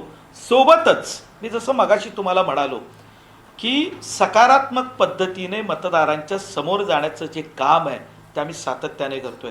ते आपण प्रादेशिक दाखवण्याचा प्रयत्न केला तर हे मान्य आहे की पश्चिम महाराष्ट्राचे प्रश्न वेगळे असतील, मराठवाड्याचे प्रश्न वेगळे असतील, विदर्भाचे वेगळे असतील, तर माननीय मुख्यमंत्री श्री देवेंद्रजी फडणवीस, महायुतीचे आमचे उपमुख्यमंत्री एकनाथजी शिंदे, अजित पवार असतील, आम्ही सगळे मिळून आम्ही काम करत आहोत आणि या महाराष्ट्राला एक वेगळ्या उंचीवर घेऊन जाण्याचा आमचा प्रयत्न. आणि तुम्ही बघू शकता 1 वर्षभरामध्ये आत्ता जे आकडे हळूहळू FDS आहे तो आज काही विषय नाही आहे, पण जे येत आहे त्याचं रिफ्लेक्शन खाली दिसतंय ना. विकास सुरू आहे, रस्त्यांची कामं सुरू आहे, जो विकास होतोय मतदार ते बघतोय ना. आणि म्हणून आम्ही सकारात्मक पद्धतीनं या निवडणुकीला सामोरे गेलो. सकारात्मक पद्धतीने या निवडणुकीला सामोरे गेलात, त्यामुळे तुम्हाला यश मिळताना दिसतंय. आपल्यासोबत या चर्चेमध्ये आता येतो मी खणकरजी येतो. आपल्याकडे वेळेची मर्यादा आहे आणि आपल्याकडे अजून 4 प्रभाग आहेत, प्रादेशिक विभाग अजून 4 आहेत. सक्सेनाजी आपल्यासोबत जॉईन झालेले आहेत. सक्सेना सलगर या शरद पवार गटाच्या प्रवक्त्या आहेत. सक्सेनाजी, आपलं या चर्चेमध्ये स्वागत आहे. मी तुमच्याकडे येतो. जयश्रीताईंना पण काहीतरी मुद्दे मांडायचे आहेत, अभय देशपांडेंकडे पण मला यायचं आहे, पण त्याआधी आपण एक कोकणातला एक्झिट पोल, कोकण विभागाचा काय म्हणतोय आपण त्यावर एक नजर टाकूयात. कोकणात भाजप शिवसेनेला बहुमताचा अंदाज हा एक्झिट पोल वर्तवतोय. भाजपचे 10 नगराध्यक्ष या निवडणुकीत निवडून येतील, शिवसेनेचे 10 नगराध्यक्ष या निवडणुकीत विजयी होतील असा अंदाज या एक्झिट पोलमध्ये वर्तवण्यात आले. एकूण जागा आहेत कोकणात 27, 4 जिल्ह्यांपैकी 27 जागांमध्ये 10-10 जागा शिवसेना आणि भाजपला, म्हणजे सत्ताधाऱ्यांकडे जाण्याची शक्यता आहे. दोन्ही राष्ट्रवादीचे प्रत्येकी 1-1 नगराध्यक्ष होतील, तर ठाकरे गट आणि काँग्रेसला कोकणात सपशेल अपयश मिळताना दिसते, कारण कोकणामध्ये ठाकरे गट आणि काँग्रेस 0 जागांवर त्यांचे नगराध्यक्ष निवडून येतील असा हा एक्झिट पोल सांगतोय. आता मी जातोय सक्सेना सलगर यांच्याकडे. सक्सेनाजी, तुम्ही चर्चेत उशिरा सहभागी झालात. प्रश्न मला तुम्हाला हा विचारायचा आहे. ओव्हरऑल एक प्रश्न विचारतो मी, काय कोकण विभागानुसार हा प्रश्न विचारत नाही आहे. ओव्हरऑल असं बोललं जातं आहे की ज्या पद्धतीने म्हणजे सूरज चव्हाण हे तुमचे जे पूर्वीचे सहकारी आहेत ते असं म्हणतात की विरोधकांकडे आता उमेदवारसुद्धा शिल्लक राहिलेले नाही आहेत आणि पुढच्या निवडणुकांमध्ये विरोधकांकडे उमेदवार शोधण्यासाठी त्यांना तारेवरची कसरत करावी लागेल. आणि जर बघितलं तर विरोधकांमधल्या पक्षांनी काँग्रेस वगळता इतर 2 पक्ष उबाठा आणि राष्ट्रवादी काँग्रेस शरद पवार गट ही निवडणूक काही फारशी जोरकसपणे लढवलेली दिसली नाही. का अशी निवडणूक सोडून दिली मध्ये? मला आपल्याला आणि या निमित्ताने महाराष्ट्राला आणि देशाला सांगायचंय, आपल्या सक्षानाजी, बहुधा सगळ्यांच्या चॅनल्सवरती हा आवाज गेल्या येतोय, आता बोला. महिनाभरात 2 नोव्हेंबर पासनं जी आचारसंहिता लागली तेव्हापासून राजकारणामध्ये महाराष्ट्राच्या जो रडीचा डाव आणि जो लोकशाहीचा खेळखंडोबा केलाय तो उभ्या महाराष्ट्राने उघड्या डोळ्यांनी बघितलाय. इलेक्शन कमिशन ऑफ महाराष्ट्र, महाराष्ट्राचा भारतीय निवडणूक आयोग आणि कोर्ट यांच्या संगनमताने कसं काय निवडणुका स्थगित होतात, कशा पुढे ढकलल्या जातात, एखाद्या विरोधी पार्टीचा, सत्तेत नसलेल्या पार्टीचा नगराध्यक्ष पदाचा उमेदवार त्याचा अनुक्रम ईव्हीएम मशीनवरती कसा खाली खेचला जातो हे आपण पाहिलंय. आणि मागचं फार महिन्याभराचं सांगण्यापेक्षा आज आपल्या सर्वांच्या चॅनेल्सवरती धर्माबाद, नांदेडमध्ये राजेश पवार भारतीय जनता पार्टीच्या आमदारांनी हजारो लोकांना इनामी मंगल कार्यालयामध्ये कोंडून ठेवलं हे सगळ्या देशांनी, भारताने पाहिलं. एवढंच नाही, अंबरनाथमध्ये ईव्हीएम मशीन. सक्षानाजी, मला तुमचा आवाज मध्ये मध्ये तुटत येतोय. कदाचित तुमच्याकडे काहीतरी तांत्रिक सक्षानाजी माझा जर आवाज पोहोचत असेल तर तुम्हाला विनंती आहे की तुमचा आवाज माझ्याकडे तुटत येतोय. तुम्ही एक्झिट पोल मध्ये नंबर हे रडीचा डाव बंद केला पाहिजे, खुल्या दिल्याने आणि लोकशाही. सक्षणा सलगर यांचा आवाज आपल्यापर्यंत. सक्षणाजी, माझा आवाज तुम्हाला येतोय? सक्षणाजी, माझा आवाज तुम्हाला येतोय? हा, तुमचा आवाज इथे नीट पोहोचत नाहीये, मध्ये मध्ये डिस्टर्बन्स येतोय. एकदा फक्त तांत्रिक बाबी चेक करा आपल्या फोनच्या. मी पुन्हा तुमच्याकडे येतो. राहुल कुलकर्णी. राहुल, कोकणामधलं जर, कारण कोकण कव्हर पूर्णतः तू केलेलं होतंस, कोकणामध्ये जर आत्ताचं चित्र पाहिलं तर काँग्रेस आणि उबाठा दोन्हीकडे 0 नगराध्यक्ष निवडून येतील अशी एक शक्यता मानली जाते. भाजप आणि शिंदेच्या शिवसेनेमध्ये तिथं जोरदार फाईट होती आणि त्यानुसार हे अंदाज येताना दिसतात. आपण एकदा, मी चर्चेत येतो पण एकदा हे मुद्दे आपण पहा. नगरपालिका एक्झिट पोलमध्ये नेमका अंदाज काय? तर भाजपचे राज्यात सर्वाधिक नगराध्यक्ष निवडून येणार आहेत. त्याचबरोबर एकनाथ शिंदेची शिवसेना नगराध्यक्षांच्या संख्येत 2ऱ्या क्रमांकावर निवडून येणार आहे असं हे अंदाज सांगतायत. नगराध्यक्षांच्या संख्येत अजित पवारांची राष्ट्रवादी 3ऱ्या क्रमांकावर निवडून येईल असं हे एक्झिट पोल सांगतायत. आणि नगराध्यक्षांच्या संख्येत टॉप 10 मध्ये महायुती तेच, म्हणजेच सत्ताधाऱ्यांचे 3ही पक्ष त्याच्यात समावेश आहे त्यांचा. टॉप 3 मध्ये हे 3 पक्ष येतील. उद्धव ठाकरेंचा गट हा सिंगल डिजिटमध्ये राहतोय आणि अवघ्या 6 नगराध्यक्षांचा संपूर्ण महाराष्ट्रातून त्यांचा अंदाज वर्तवण्यात आलेला आहे. त्याचबरोबर शरद पवारांच्या राष्ट्रवादीला फक्त 4 नगराध्यक्ष त्यांचे निवडून येतील असा अंदाज हा एक्झिट पोल वर्तवतोय. आणि महाआघाडीत काँग्रेसचे सर्वाधिक नगराध्यक्ष होण्याचा अंदाज आहे. म्हणजे या महाविकास आघाडीमधले जे विरोधी पक्ष आहेत त्यापैकी काँग्रेस हा सगळ्यात मोठा पक्ष राहील असं वाटतंय. पुन्हा एकदा आपण राहुलकडे जाऊयात. राहुल, कोकणातलं निवडणुकीचा जर विचार केला तर भाजपला 10 आणि शिंदेच्या शिवसेनेला 10 अशा 10 जागा दिसत आहेत. अर्थात कोकणामध्ये याच 2 पक्षांमध्ये प्रमुख फाईट होती आणि ज्या निवडणुका गाजल्या होत्या त्या निवडणुकांपैकी एक म्हणजे मालवण आणि कणकवली. काय एकूण हे अंदाज जर बघितले, एकूण 27 मध्ये 10 जागा या 2 पक्षांना मिळत आहेत. हे विश्लेषण कसं करता येईल? हे बघा, ह्या निवडणुकीमध्ये पैशाचा वारेमाप वापर झाला आणि तो खास करून कोकणात सत्ताधारी घटक पक्षातल्याच मंडळींनी आपल्याच दुसऱ्या सहकारी घटक पक्षाचे पैसे पकडल्यानंतर तो महाराष्ट्राला दिसला. म्हणजे यावेळेला तर सार्वत्रिक अशी ओरड झाली की प्रत्येक ठिकाणी मताला 5,000, 10,000, 15,000 रुपये इथपर्यंत मताचे आकडे गेले आणि कुणी कुणाचे पैसे पकडले वगैरे. आणि ती वस्तुस्थिती पण आहे. पण त्याच वस्तुस्थितीचं रिफ्लेक्शन कोकणामध्ये कसं आलं तर रत्नागिरीमध्ये उदय सामंत यांनी अत्यंत खुबीनं भारतीय जनता पार्टीला आपल्याबरोबर घेतलं. केवळ 6 जागा त्यांना दिल्या, परंतु तिथे मात्र महायुती एकत्रित लढताना दिसली. त्यामुळे असं घडायचं की प्रचार करत असताना रत्नागिरीमध्ये मात्र महायुतीचे नेते, म्हणजे एका तर सभेमध्ये असं झालं होतं की एकाच वेळेला फोनवरून देवेंद्र फडणवीस यांचं भाषण झालं आणि त्याच ठिकाणी नंतर एकनाथ शिंदे यांचं भाषण झालं आणि दोघांनी मिळून महायुतीच्या उमेदवाराला तुम्ही पाठिंबा द्या असं म्हटलं आणि त्यांना विजयी करा. पण तळ कोकणामध्ये मात्र शिवसेना आणि भारतीय जनता पार्टीमध्ये मोठी स्पर्धा बघायला मिळाली. खास करून रवींद्र चव्हाण यांच्यावरून जो वाद एकनाथ शिंदे आणि त्यांच्या सहकाऱ्यांचा रवींद्र चव्हाण यांच्याबरोबर सुरू होता, त्याचं रिफ्लेक्शन तळ कोकणामध्ये दिसलं आणि तेच आता या आकडेवारीमध्ये दिसतंय. आता हा विरोधकासाठी पुन्हा तेच अलार्म बेल आहे की खास करून उद्धव ठाकरे यांनी ज्या पद्धतीनं या निवडणुकीकडे पूर्ण दुर्लक्ष केलं, अगदी उमेदवारसुद्धा त्यांना मिळाले नाहीत, त्यामुळे स्पर्धा उरली होती ती केवळ भारतीय जनता पार्टी आणि शिवसेना, म्हणजे एकनाथ शिंदे यांची शिवसेना. आणि त्याच्याच तक्रारीनंतर आपल्याला दिल्लीमध्ये पण झालेल्या दिसल्यानंतर त्याच्यात तोडगाही काढायचा प्रयत्न झाला. मला असं दिसतं आहे की विरोधकांचा तर तिथे पूर्णपणे सुफडा साफ होणारच आहे, ते आकडेवारीतनंही आपल्याला दिसतं आहे. पण खरोखरच भविष्यामध्ये जर दोन राजकीय पक्षामध्ये जे सत्ताधारी घटक पक्षातले मित्र पक्ष आहेत त्यांची स्पर्धा झाली तर ती किती तीव्र असू शकते त्याचं उदाहरण या तळ कोकणातल्या लढाईतनं दिसलं. एकनाथ शिंदे यांचं खासच कौतुक करायला पाहिजे की प्रत्येक वेळेला तेही भारतीय जनता पार्टी यांच्याप्रमाणे निवडणूक अत्यंत गांभीर्याने घेतात.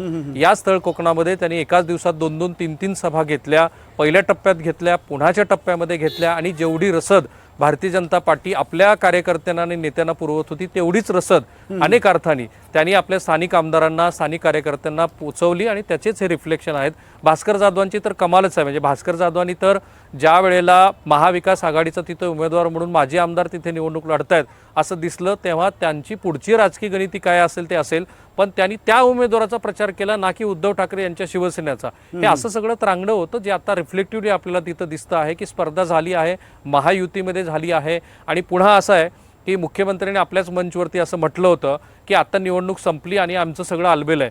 काही जणांचं असं मत होतं की ही सगळी नुराकुस्ती होती, एकमेकांच्याच विरोधामध्ये प्रचार करायचा आणि त्याचेच मुद्दे रिफ्लेक्टिव्हली आपण जर बघितलं तर 98% या निवडणुकीच्या प्रचारादरम्यान केवळ भारतीय जनता पार्टी आणि एकनाथ शिंदे यांची शिवसेना हेच चर्चेमध्ये राहिले आणि खास करून तळ कोकणातल्या विषयावरून राहिले.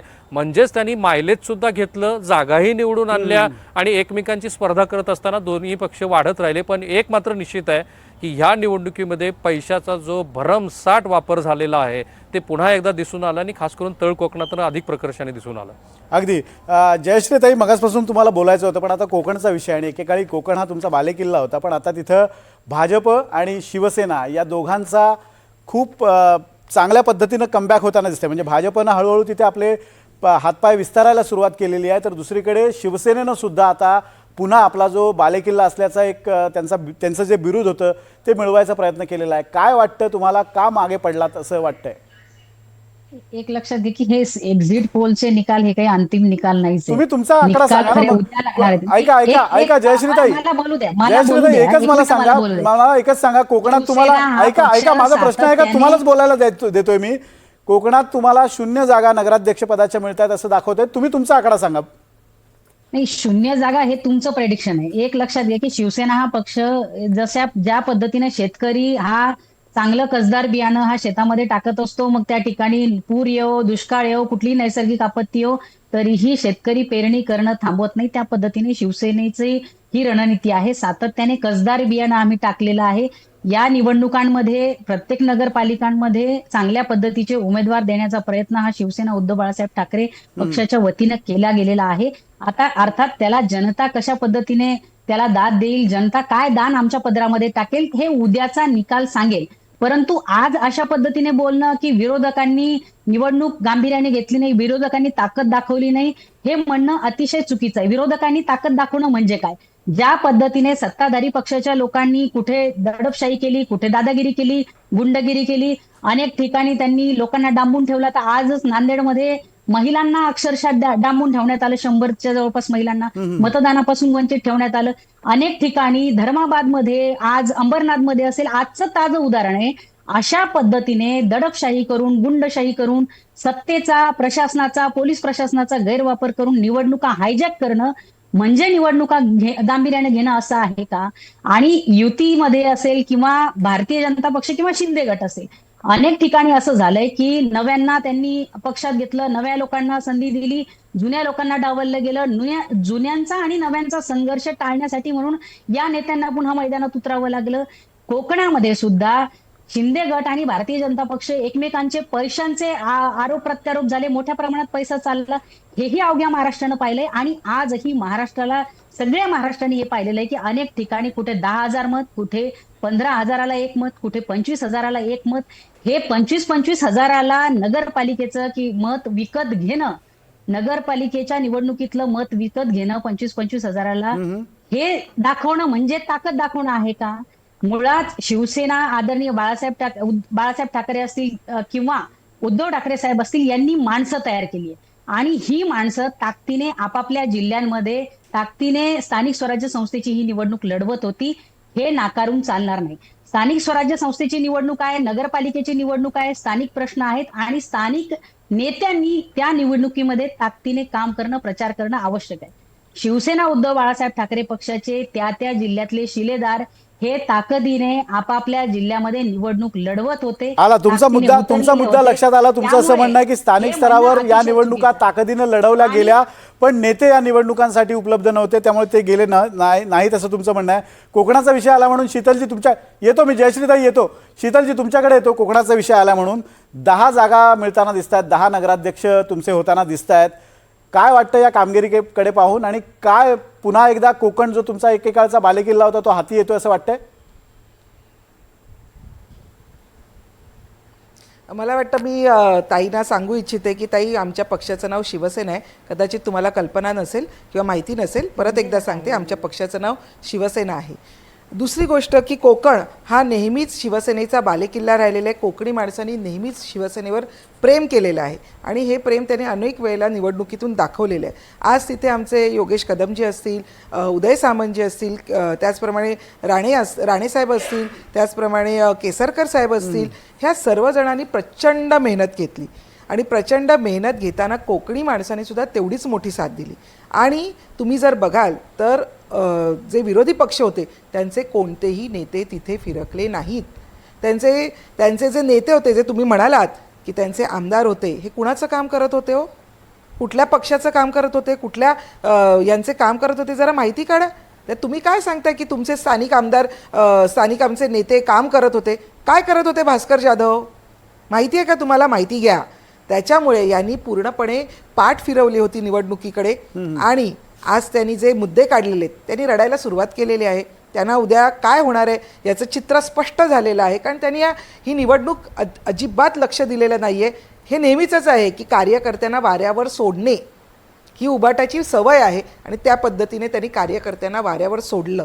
आम्ही जेव्हा फिरत होतो संपूर्ण महाराष्ट्रभर, तेव्हा ते आम्हाला भेटून सांगत होते, अहो तुमचे नेते येत आहेत, भाषण करत आहेत, आम्हाला कोणी विचारत नाहीत, आमचे कोणी फोनसुद्धा घेत नाहीत, आम्हाला झेंडेसुद्धा कोणी पाठवलेले नाहीत. ही परिस्थिती होती.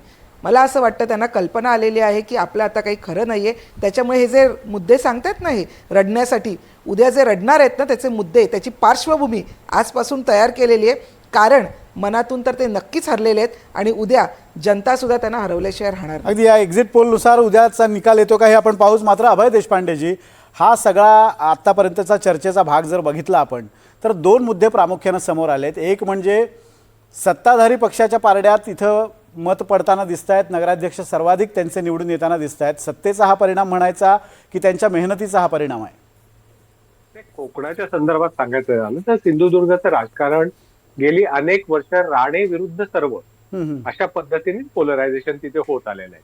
आता तिथली परिस्थिती वेगळी झाली. आता या निवडणुकीमध्ये तर राणे विरुद्ध राणे असाच संघर्ष आपण बघितला.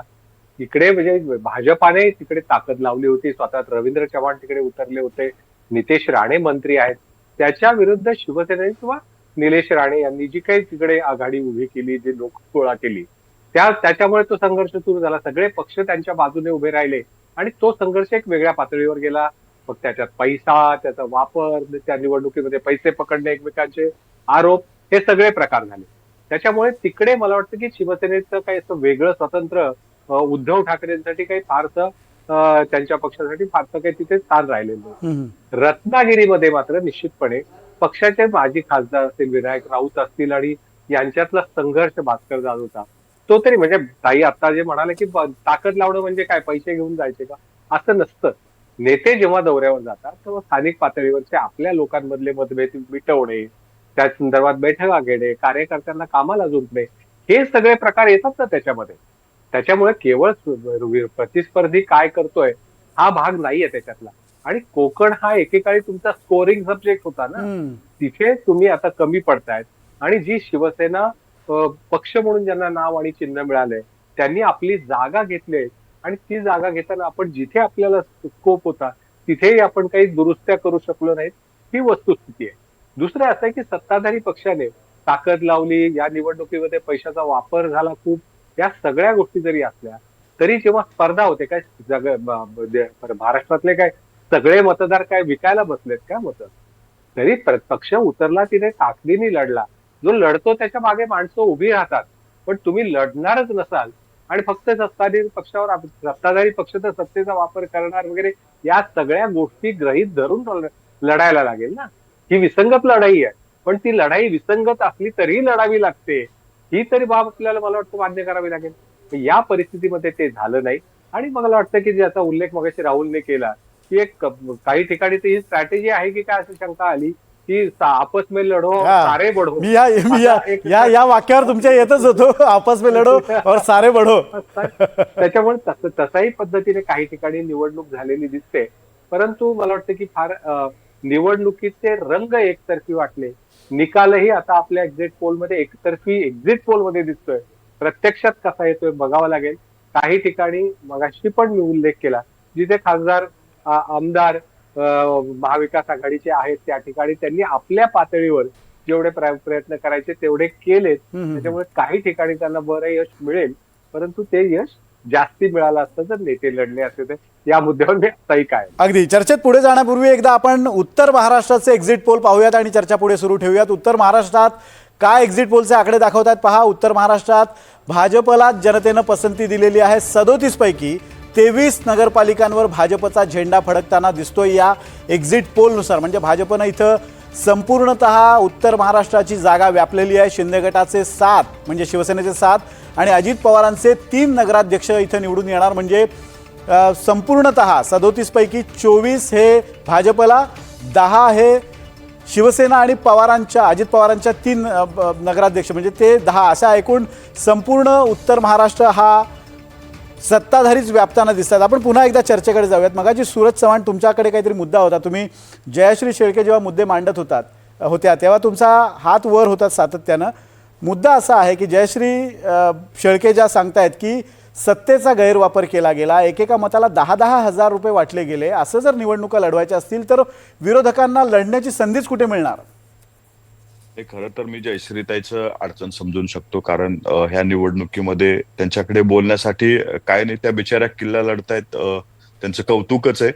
परंतु एक गोष्ट मात्र लक्ष आहे की आपण जे कोकण किंवा उत्तर महाराष्ट्राचं विश्लेषण करताय किंवा आपल्या स्क्रीनवरती आकडे दाखवताय ते आम्हाला नक्कीच पटण्यासारखे नाहीत. हे अंदाज आहेत, उद्या ते आकडे बदलू शकतात. माझं या महाराष्ट्रातल्या जनतेला एकच, म्हणजे महाराष्ट्राच्या जनतेनं महायुतीवरती एवढा विश्वास का दाखवला? कारण ही लोक दिवस रात्र तिघही मिळून काम करतायत, तिघही मिळून जनतेचे प्रश्न सोडवतायत, तिघही या महाराष्ट्र राज्यावरती ज्या ज्या अडचणी येतील ते सोडवण्याचं काम ते त्यांच्या पद्धतीनं करतायत. म्हणून आज ही जनता भरभरून म्हणजे मतरूपी आशीर्वाद या ठिकाणी महायुतीला देताना दिसते. आता मी सांगतो, विरोधक ऑलरेडी मनानं आधीच हारलेले, आता फक्त ते कारण शोधतायत निवडणुकीत हारण्याचे. कारण त्यांना माहित आहे 10,000 रुपये मत, 15,000 रुपये मत इथं डांबलं. निवडणुकीमध्ये प्रत्येक पक्ष, मी असं म्हणत नाही की सत्ताधारीच होतात, विरोधी पक्षाकडनं सुद्धा त्या पातळीवरती काही घटना घडत असतात, त्याचं कुणी समर्थन करत नाही. पण तो असा कुठलाच पक्ष नाही जो निवडणुकीच्या प्रक्रियेमध्ये असतो आणि त्याच्याकडनं अशा पद्धतीचं एकमेकाला विरोध करणं, म्हणजे स्थानिक पातळीवर विरोध करणं किंवा ह्या तुम्ही होणं हे साहजिकच असतं. परंतु हे गैरवापर, मताला पैसे देणं, हे जी काही कारणं आहेत ते उद्याच्या पराभवाची कारणं हे आजच शोधून ठेवलेत. विरोधकांनी आत्मचिंतन करण्याची खूप गरज आहे. विरोधकांपेक्षा विरोधी पक्षातल्या नेत्यांनी आत्मचिंतन करण्याची गरज आहे की आपला पराभव कशामुळे होतोय. जर तुम्ही कार्यकर्त्याला बळ देऊ शकत नाही, जर तुम्ही कार्यकर्त्याच्या वाईट काळात त्याच्या पाठीमागे उभं टाकू शकत नाही, स्थानिक पातळीची निवडणूक आहे म्हणून त्याच्यावरती जबाबदारी सोडून देताय, उद्या जर तो म्हणला ही नेत्याची निवडणूक आहे, मी काही उतरणार नाही, तर त्यावेळेस पक्षाचं काय होईल याचा विचार ह्या तिथल्या पदाधिकाऱ्यांनी केला पाहिजे. ही निवडणूक पदाधिकाऱ्याची ज्या वेळेस असतं त्यावेळेस नेत्याची जबाबदारी असते की आपल्या कार्यकर्त्यासाठी, आपल्या पदाधिकाऱ्यासाठी उतरून त्या ठिकाणी आपल्याला काम करायचं असतं. मला वाटतं की उद्याचा निकाल हा कार्यकर्त्याच्या पाठीमागे खंबीरपणे नेते उभे राहिले म्हणून महायुती तुम्हाला राज्यामध्ये मोठ्या संख्येने दिसून येईल. कपिल ढोके आपल्यासोबत आहेत काँग्रेसचे. कपिल, तुम्ही हे मुद्दे ऐकताय बघाचपासून. काँग्रेसने या निवडणुकीत प्रयत्नही केलेला आहे, म्हणजे असं नाही की काँग्रेसने प्रयत्न केला नव्हता, पण सातत्यानं काँग्रेसला निवडणुकांमागून माग निवडणुकांमध्ये अपयश येताना दिसतंय. काय नेमकी कारणं तुम्हाला वाटतात? त्याचं काही विश्लेषण केलंय का पक्षीय स्तरावर? आणि निश्चितच बघा, सगळ्या गोष्टीचं विश्लेषण पक्षीय स्तरावर हे सातत्यानं होत असते. परंतु आम्ही सातत्यानं आमचे नेते राहुल गांधीजी यांनी सुद्धा देश पातळीवर भारतीय जनता पार्टी आणि निवडणूक आयोग कशा पद्धतीनं राजकारण करते हे वेळोवेळी सांगितलेलं आहे. त्याच पद्धतीनं महाराष्ट्रामध्ये सुद्धा निवडणुका, आता कोणीतरी सांगत होतं मगाशी की निवडणुका जाहीर होईपर्यंत हे लोक, त्यांनी निवडणूक आयोगाला सांगितलं निवडणुका घेऊ नका, हे करू नका. आमचा निवडणूक आयोगाला सुद्धा सातत्यानं आमची विनंती होती की बाबा याद्या साफ करा, फ्री अँड फेअर इलेक्शन महाराष्ट्रामध्ये झाले पाहिजे. जोपर्यंत होत नाही तोपर्यंत कसं लोकांनी तुमच्यावरती विश्वास ठेवायचा प्रश्न आम्ही त्या ठिकाणी सातत्यानं विचारला होता. काँग्रेस पक्ष हा सातत्यानं बहुजनांच्या कल्याणाचा विचार घेऊन लढणारा पक्ष आहे आणि या निवडणुकीमध्ये आता हे फार तिन्ही पक्षांनी वेगवेगळ्या पद्धतीनं प्रयत्न केले, हे केलं. आता सूरज चव्हाण यांचं मी या ठिकाणी ऐकत होतो की विरोधकांना धोको शिल्लक राहणार नाही, हे शिल्लक राहणार नाही. पण सूरज चव्हाणांनी सुद्धा आता एक लक्षात ठेवलं पाहिजे की एक आदर्श आणि चांगल्या पद्धतीनं निवडणुका कशा लढावा याचा आदर्श आम्ही निश्चितच तो घालून देऊ आणि तो देऊ. लोक ज्यावेळी लोकांच्या लक्षात येईल त्यावेळी लक्षात येतील. आता त्याचे जे एक्झिट पोलचे आकडे या ठिकाणी दिसत आहेत, विनोदजी, मला म्हणजे मला सुद्धा या ठिकाणी सांगायचं आहे की एक्झिट पोलचा निकाल हा काही अंतिम नसतो, ते एक अंदाज असतात. उद्या येणारा निकाल हा वेगळा असेल. काँग्रेस पक्षानं चांगली कामगिरी या एक्झिट पोल पेक्षा निश्चितच चांगली कामगिरी केलेली आपल्याला दिसेल. परंतु नगरपालिकेच्या निवडणुकांमध्ये ज्या जागतिक दर्जाचा गोंधळ निवडणूक आयोग असेल, भारतीय जनता पार्टी असेल यांनी घालून ठेवला, तो गोंधळ निश्चितच इतिहासामध्ये नोंद करण्यासारखा आहे. प्रचारादरम्यान जर आपण यांचं पाहिलं असेल, काल शंभूराज देसाई यांचं भाषण मी फलटणचं ऐकत होतो. काय त्यांची ती भाषा, काय त्यांचा तो भाजपवरती केलेला आहे. आणि एकीकडे आज त्यांचे सगळे प्रवक्ते सांगतात की आम्ही एकत्र आहोत, आम्ही फार चांगल्या पद्धतीनं महाराष्ट्र पुढे नेतोय.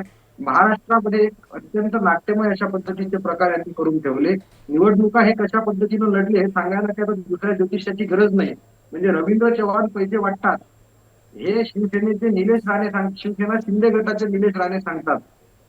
म्हणजे दुसऱ्या काही ज्योतिषाची गरज नाही किंवा आम्हाला कोणती आरोप करायची गरज नाही. त्यांनीच एकमेकांचे वाबाळे या निवडणुकीच्या दरम्यान काढलेले आहेत. काँग्रेस पक्ष ठीक आहे, निवडणूक आयोग भारतीय जनता पार्टीला मदत करतो, निवडणुकीमध्ये सगळ्या प्रकारच्या चुकीच्या पद्धती हे लोक वापरतात म्हणून कुठेतरी काँग्रेस पक्षाला अपयश येत असलं तरी काँग्रेस पक्ष विचारांची लढाई लढणारा पक्ष आहे. उद्याच्या निवडणुकीमध्ये काँग्रेस पक्षाची चांगली कामगिरी झाली आपल्याला दिसेल. आणि अनेक ठिकाणी म्हणजे आता जयश्रीताई या ठिकाणी आहेत, बुलढाण्याच्या नगर परिषद निवडणुकीमध्ये शीतलताई म्हात्रे सांगतात त्या शिवसेना शिंदे गटाचे आमदार संजय गायकवाड यांचा पुतण्या बोगस मतदारांना संरक्षण देताना दिसतो. मग कुठला आदर्श तुम्ही या निवडणुकांमध्ये घालून दिला याची उत्तरं सुद्धा दिली पाहिजे. ज्यावेळी बोगस मतदार गाड्या भरून आणतात तो पकडला जातो आणि मग बोगस मतदारांना सोडून द्या, त्याला काही कारवाई करू नका, त्याला वाचवायसाठी संजय गायकवाडांचा मुलगा येतो. याचं उत्तर सुद्धा शीतल म्हात्रेंनी या ठिकाणी दिलं पाहिजे. त्यामुळे निश्चितच ह्या निवडणुका एक चांगल्या पद्धतीनं लढण्याचा प्रयत्न, सकारात्मक पद्धतीनं लढण्याचा तुमचा मुद्दा लक्षात आला, पण तुम्ही जे मुद्दे मांडताय ते मुद्दे तुम्ही फक्त सत्ताधाऱ्यांना बोल लावतायत आणि अशाने निवडणुका जिंकता येतील का? राहुल, आपल्यासोबत आता श्रीकांत देशपांडे सुद्धा आहेत, ज्यांनी हा सगळा एक्झिट पोल केलेला आहे. ज्युबिलंट डेटा स्टुडिओ त्यांच्या वतीनं ते मुद्दे मांडणार आहेत. मेथोडॉलॉजी काय असणार आहे ती आपण त्यांच्याकडनं समजून घेणार आहोत. कोणत्या पद्धतीनं हा सर्वे झाला हे सुद्धा आपण त्यांच्याकडनं जाणून घेणार आहोत. श्रीकांतजी, मी तुमच्याकडे येतो, पण आता मी राहुल कुलकर्णींकडे जातो. राहुल, ज्या पद्धतीनं काँग्रेस मुद्दे मांडते, म्हणजे कपिल ढोके असतील किंवा जयश्रीताई असतील, हे सातत्याने मुद्दे असे मांडतायत की सत्ताधारी, निवडणूक आयोग हे सगळे एकत्र मिळालेले आहेत आणि ज्या पद्धतीनं कारभार सुरू आहे विरोधकांना स्पेसच उरलेली नाही आहे. ही एक हतबलता आहे, पण अशा पद्धतीनं हतबल होऊन चालणार नाही. कारण जर त्यांना सत्ता पालट करायचं असेल तर आतापासून या स्तरापासून त्यांना प्रयत्न सुरू करावे लागतील. कुठे ना कुठेतरी विरोधकांचा सूर चुकतोय किंवा वाटचाल चुकते असं वाटतंय आणि मुद्दे पण चुकतात. खरं म्हणजे इतके चांगले मुद्दे त्यांच्यासाठी होते, आहेत आणि राहतील. आत्ताच मी पृथ्वीराज चव्हाण यांच्याशी गेल्या आठवड्यामध्ये बोलत होतो आणि मी त्यांना म्हणालो की तुम्ही राष्ट्रीय पातळीवरचे मुद्दे दरवेळेला अगदी स्थानिक पातळीवरच्या निवडणुकीमध्ये पण आणता. सोयाबीनचा प्रश्न आहे, शेतकऱ्यांचे प्रश्न आहेत, स्थानिक स्वराज्य संस्थांच्या पातळीवरती गेल्या अनेक म्हणजे किमान 5-7 वर्षामध्ये तर त्या निवडणुका झालेल्या नाही आहेत. त्यामुळे तिथं तयार झालेले छोटे मोठे प्रश्न, प्रशासनानं निर्माण केलेले वेगळे प्रश्न आणि त्यातून निर्माण झालेला भ्रष्टाचार, असे कितीतरी मुद्दे होते की ज्या मुद्द्यावरती विरोधकांना निश्चितपणे घेरता आलं असतं. पण मला एक व्यापक मुद्दा इथे मांडायचा आहे. आज जरी तो मुद्दा फारसा रिलेव्हंट वाटला नसला, असा आहे विनोद की स्थानिक स्वराज्य संस्थांच्या निवडणुका का लांबल्या, त्याचं कारण होतं ओबीसी आरक्षणाचा तिढा. त्याच्यानंतर तो तिढा मिटला आणि पुन्हा तो शेवटच्या क्षणापर्यंत आता सुप्रीम कोर्टात अजून अंतिम निवाडा येईल, त्याच्यानंतर आम्ही जो काही भाव व्यक्त करू तशात तुम्ही जाहीर करा, असं सुप्रीम कोर्ट म्हणालेलं आहे. आणि अक्षरशः सुप्रीम कोर्टाने असं म्हटलं की आम्ही तुम्हाला एक साधा निर्णय दिला होता की बांटिया कमिशनच्या आधीचा महाराष्ट्र याच्या आधारावरती तुम्ही निवडणुका घ्या. तो मुद्दा का रिलेव्हंट होता थोडासा, जे भारतीय जनता पार्टी पुढे म्हणेल. मधल्या काळामध्ये 2 सप्टेंबरचा एक GR आला आणि त्याच्यानंतर असं म्हटलं गेलं होतं की येणाऱ्या स्थानिक स्वराज्य संस्थांच्या निवडणुकीमध्ये ओबीसीचं जे काही म्हणून आरक्षण आहे ते आरक्षण संपेल आणि त्याचा कुठेतरी फटका भारतीय जनता पार्टीला बसेल. आता ह्या निवडणुका ह्या आरक्षणावर आधारित असलेल्या निवडणुका होत्या. जर इतका मोठा भारतीय जनता पार्टीला विजय मिळाला तर असं होईल की भारतीय जनता पार्टीनं तो जो 2 सप्टेंबरचा GR काढला किंवा मधल्या काळामध्ये आमच्या DNA मध्ये ओबीसी आहे असं म्हणून सुद्धा छगन भुजबळापासून ते अनेक नेत्यांनी जे मुद्दे उपस्थित केले होते की ओबीसीकडे भाजपाचं लक्ष नाहीये, तो मुद्दा ह्या निवडणुकीमध्ये गैरलागू होताना दिसतो आहे. पुन्हा एकदा भाजप असं म्हणेल की आम्हीच खरे ओबीसीचे पाठराखे आहोत आणि म्हणूनच आम्हाला एवढा मोठा पाठिंबा दिलाय. आणि राहिला प्रश्न विरोधकांचा, मी खरोखर सांगतो की महाराष्ट्रामध्ये त्यांना खरोखरच इतके मुद्दे आहेत की जे ते घेऊन जाऊ शकतात. परंतु झालंय काय की शिवसेनेला मुंबईशिवाय निवडणूक लढायचीच नाही. म्हणजे एक उद्धव बाळासाहेब ठाकरे पक्षाला, काँग्रेस पक्षामध्ये जे नेते होते ते आपापल्या पॉकेट्समध्ये अडकून पडले होते आणि राष्ट्रवादी काँग्रेसच्या शरद पवार गटाच्या सुप्रिया सुळे प्रचाराला येऊ शकल्या असत्या, आल्या नाहीत. रोहित पवार ज्यांनी ही मधल्या काळामध्ये प्रदेशाध्यक्ष पदाची फळी बदलून स्वतःला अनुकूल अशी फळी केली, तेही प्रचारात दिसले नाहीत. जे प्रदेशाध्यक्ष होते तेही दिसले नाहीत. त्यामुळे एका अर्थाने जी काही स्पर्धा झाली ती केवळ भारतीय जनता पार्टी आणि शिवसेना याच्यामध्ये झाली, जे रिफ्लेक्टिव्हली मला आता दिसतंय की हे असं चित्र तयार झालेलं आहे. आणि जे उद्याच्या निकालामध्ये तर सुद्धा बहुतांशी अशाच पद्धतीचं चित्र असेल. एक जाता जाता मुद्दा मला सांगायचा की कोर्स करेक्शन जे असतं ते जर कोर्स करेक्शन विरोधकांनी केलं नाही तर महापालिकेच्या निवडणुकीमध्ये सुद्धा ह्याच्यापेक्षा काय वेगळं चित्र असणार, वेगळं चित्र असेल का. आपण गणेश खंडकरांकडे जाणार आहोत, पण मी खंडकरजी तुमच्याकडे येण्यापूर्वी आपण विदर्भाच्या आकड्यांवर नजर टाकूया, कारण आपला वेळ संपत चालला आहे आणि आपल्याला मेथोडॉलॉजी पण समजून घ्यायची आहे.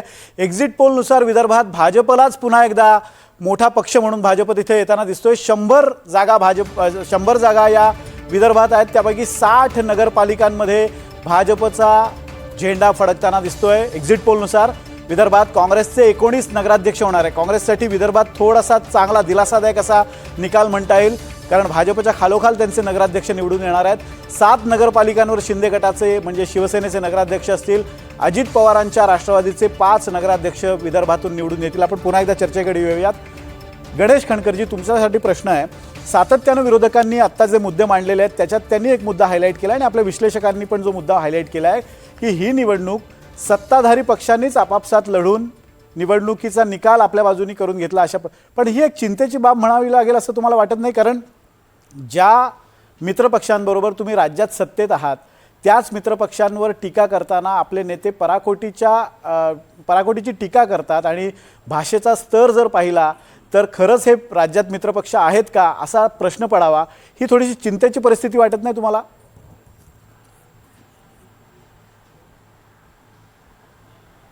नाही, एक बघा असं आहे की राहुल कुलकर्णींनी जे आत्ता विश्लेषण मांडलं तर चर्चा होण्यापूर्वीच मी तुमच्यासमोर मांडलं की विरोधकांनी निवडणूक सोडली होती. मुळातच असं आहे की स्पर्धा ही आमच्यातच झाली. आणि बघा, एक गोष्ट तर मान्य केली पाहिजे, या चर्चेत जे तुम्ही आत्ता म्हणताय की मधल्या काळामध्ये ओबीसींचा विषय आणि हे सगळं चाललं, तर कधीतरी हे मान्य करा ना की भारतीय जनता पार्टीचा कार्यकर्ता हा तळागाळापर्यंत तळमळीने काम करतोय. माननीय पंतप्रधान ज्या योजना देशभरामध्ये लागू करतायत, प्रधानमंत्री आवास योजना, घरोघरी पाणी देणं, घरोघरी शौचालय देणं, अवय देत असताना आम्ही कुठे म्हणजे मतभेद नाही केले हो साहेब. आम्ही कुठेही कोणाच्या बाजूने एका विचार न करता आम्ही सगळ्यांना देण्याचा प्रयत्न केला. एका निवडणुकीत शक्य आहे, दुसऱ्या निवडणुकीत शक्य आहे. किती फेक नेरेटिव्ह चालवणार? अहो, जनता काम बघते ना. विरोधक उरले नाहीत, त्यामुळे लढाई ज्यांच्याशी असते त्यांच्याशी करतो. त्यांना वाटतं त्यांना जिंकायचं, आम्हाला वाटतं आम्ही जिंकायचं. मध्ये तिसरा कोणीतरी पाहिजे ना लढण्यासाठी, तो नाहीच आहे. आता मगाशी शिवसेनेच्या जे उभाटाच्या प्रवक्त्या म्हणाल्या 5,000 आणि 10,000 15,000 मताला भाव दिला. अहो काय म्हणजे लोकसभेच्या वेळेला तुमचे 30 खासदार निवडून आले ते का असे निवडून आले का? उगाच आपला पराभव होत असताना तो का होतोय याचं चिंतन करा ना. मी आत्ताच तुम्हाला सांगितलं की जशा महानगरपालिका महाराष्ट्रामध्ये पूर्ण होतील, ह्या तर नगरपंचायती आहेत, आमचं संघटन विस्ताराचं काम अधिक जोमानं आम्ही चालू करणार आहोत. आमचा प्लॅन ठरलाय. आम्ही काम करतोय, आम्ही मेहनत करतोय, आमचे नेते मेहनत करतायत. यावर का बरं आपण चर्चा करत नाही? मान्य करा ना, आम्ही मेहनत करतोय, लोकांची कामं आपण या करतोय, संदर्भात देशभरातल्या योजना खालपर्यंत जमिनीपर्यंत नेऊन ठेवल्यात. आपण या संदर्भात विरोधकांना प्रश्न नाही विचारणार चर्चा आहोत, पण अभय देशपांडेंना एक मुद्दा मांडायचा होता. तो मुद्दा घेऊन मी श्रीकांत देशपांडेंकडे जाणार आहे मेथोडॉलॉजी समजून घेण्यासाठी. अभय देशपांडे, मगाशी राहुल ज्या वेळेला सत्ताधारी आणि विरोधकांमधल्या आरोप प्रत्यारोपांबद्दल बोलत असताना तुम्ही हात वर केला होता, काय मुद्दा होता नेमका? नाही, त्यावेळेस मला एवढंच सांगायचं होतं की स्थानिक पातळीवरचे जे मुद्दे होते त्याच्या कुठल्याही चर्चा झाली नाही याच्या संदर्भात राहुल जे बोलला.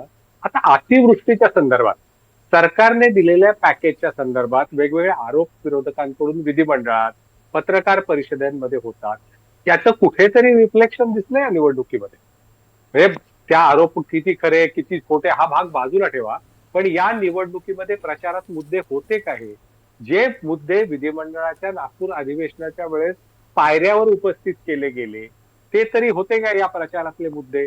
या सगळ्या बाबींचा मला वाटतं की निवडणूक छोटी असो मोठी असो, तुम्ही एखादी भूमिका मांडता एखाद्या विषयावरची, तर ती मांडण्याची संधी या निवडणुकीच्या माध्यमातून असते ना.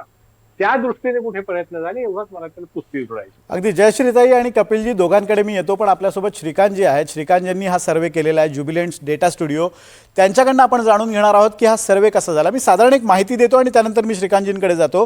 6 प्रादेशिक विभाग, 29 जिल्हे, 176 तालुके, शहरं, उपनगरं अशा स्वरूपाचा हा सर्वे आहे. 2 टप्प्यात हे सर्वेक्षण झालं आहे आणि 1 महिन्याचा कालावधी या सर्वेसाठी घेण्यात आला. 20 नोव्हेंबर ते 20 डिसेंबर हा कालावधी आहे आणि दोन पद्धती त्यासाठी वापरल्या गेलेल्या आहेत. त्यासाठी मी श्रीकांतजींकडे जातो. श्रीकांतजी, वारंवार या पूर्ण एक्झिट पोलवर विरोधकांमार्फत प्रश्न उपस्थित केले गेले किंवा विरोधकांचा असा दावा होता की एक्झिट पोल हे काही खरे आकडे नसतात.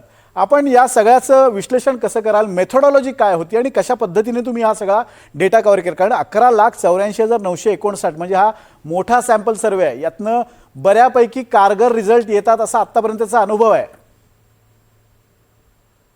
बघा, मी तुम्हाला असं सांगू इच्छितो की याआधी असे अनेकदा असं घडलेलं आहे की एक्झिट पोल एक आला आणि एक्झॅक्ट रिझल्ट जो आहे तो थोडासा वेगळा असू शकतो.